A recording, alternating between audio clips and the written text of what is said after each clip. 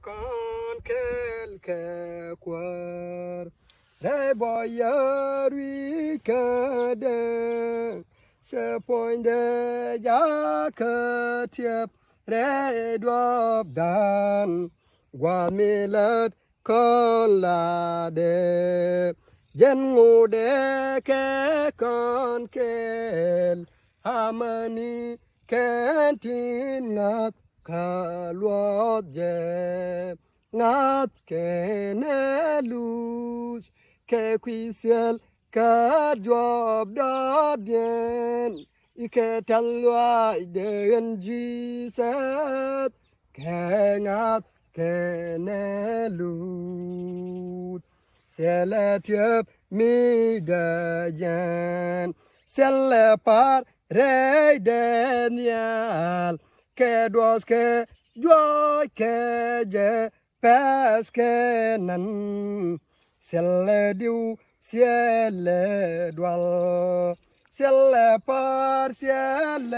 mer, bete con mi nasne que lo je, nas que ne luz, que quisiel Ka job dodien ke talwa den Jesus ke ngat ke nelut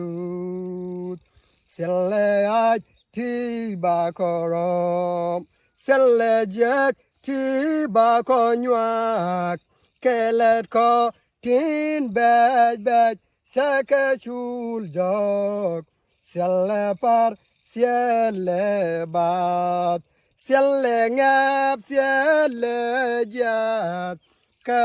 pot mi ngane ke loje, ngas ke ne luz, ke quisiel ke job dodien, ke talwa den jiset, ke ngat ke ne luz.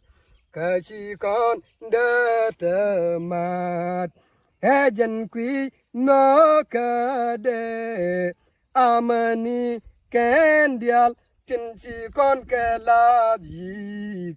Kê quay loa đê xe nhọt Kê tèl loa đê xe sụp Kê quý điên kén thiên ngọt Kê loa dê Nap ke ne luz ke quisiel ke drop dodien ke talwa den jiset ke ngap ke ne luz kare nyak ke min som bi konyur sok ni ke mi jal kon ge ke de Rey drop de miselar bakolat se ko jak binewa sel dual karuak ngas kene luz ke quisiel ka drop dodien ke talwa den jiset Kengas kenelut, kengas kenelus,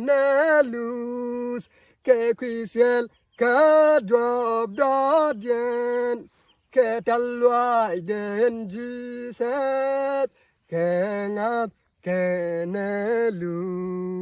kengat kenelus.